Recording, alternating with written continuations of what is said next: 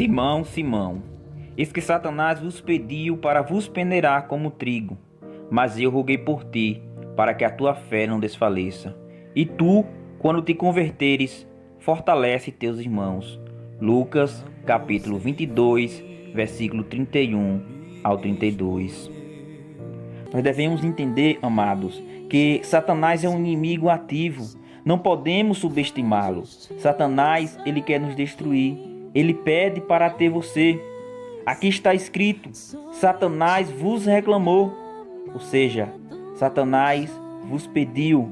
Ele pediu para ter os discípulos de Jesus para poder peneirá-los. Satanás pediu.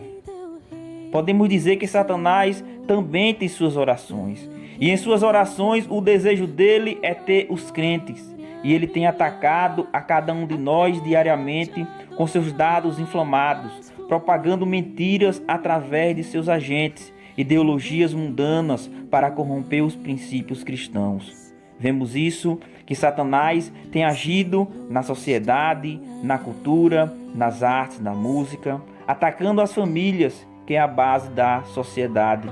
Amado cristão, Satanás é um inimigo poderoso.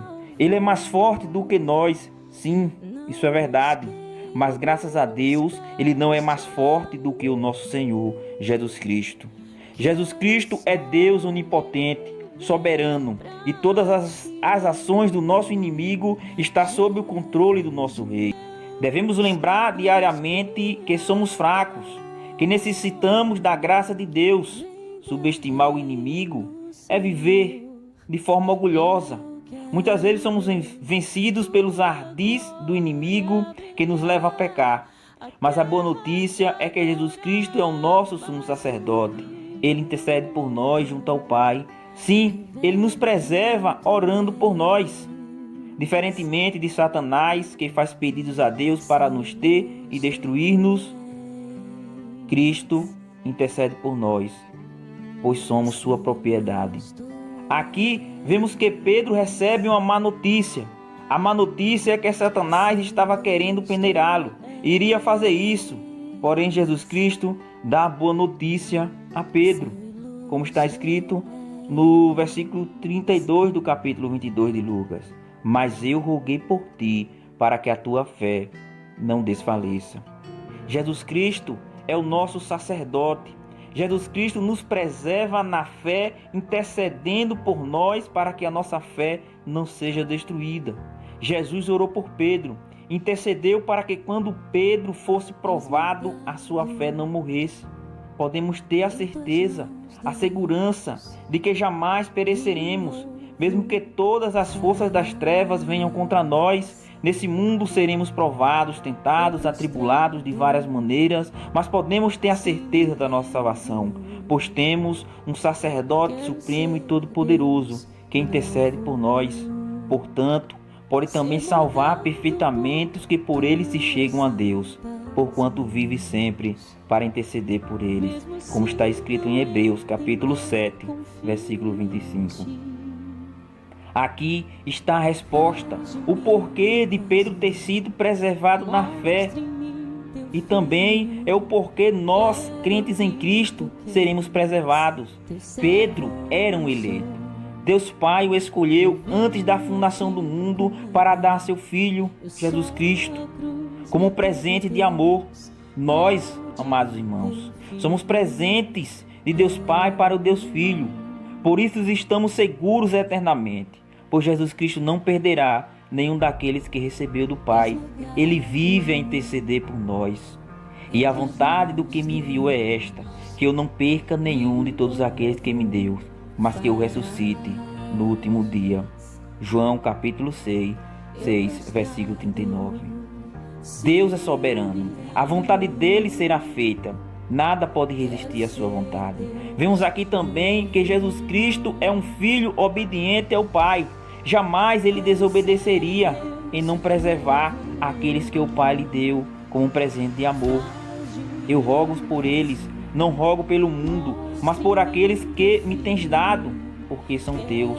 João capítulo 17, versículo 9. E rogo não somente por estes, mas também por aqueles que virão a crer em mim pela palavra. João capítulo 17, versículo 20. Jesus intercedeu não somente por Pedro, não somente pelos seus 11 discípulos, para que fossem preservados na fé, mas também por todos nós, que queríamos nele durante toda a história. Essas palavras te dão segurança? Com certeza deram a Pedro, pois ele iria passar por uma situação terrível nas próximas horas. Por causa do seu orgulho, por não reconhecer a sua fraqueza, Pedro caiu. Mas sabemos que Jesus Cristo cumpriu a sua promessa. Pedro foi restaurado, pois Cristo intercedeu por ele. Judas Iscariotes já havia sido vencido pelo diabo, traindo ao nosso Senhor por 30 moedas de prata, preço de um escravo comum. Mas qual a diferença entre os dois? Qual a diferença entre Pedro e Judas? A diferença está em que Pedro era um eleito, Judas não. Pedro teve seu nome escrito no livro da vida antes da fundação do mundo, Judas não. Jesus orou por Pedro, mas não orou por Judas, como vemos em João capítulo 17, versículo 12. Enquanto eu estava com eles, eu os guardava no teu nome que me deste, e os conservei, e nenhum deles se perdeu, senão o filho da perdição, para que se cumprisse a Escritura. Os eleitos perseveram, não porque são fortes, mas apesar das suas fraquezas, são preservados por Deus. Ora, aquele que é poderoso para vos guardar de tropeçar e apresentar-vos irrepreensíveis com alegria perante a sua glória. Judas, capítulo 1, versículo 24. Satanás pode tentar ter direito sobre nós, pode nos pedir para destruir-nos, mas nós pertencemos a Cristo. Somente Ele tem direito sobre nós, pois nos comprou com seu precioso sangue. Quem tentará acusação contra os escolhidos de Deus? É Deus quem os justifica.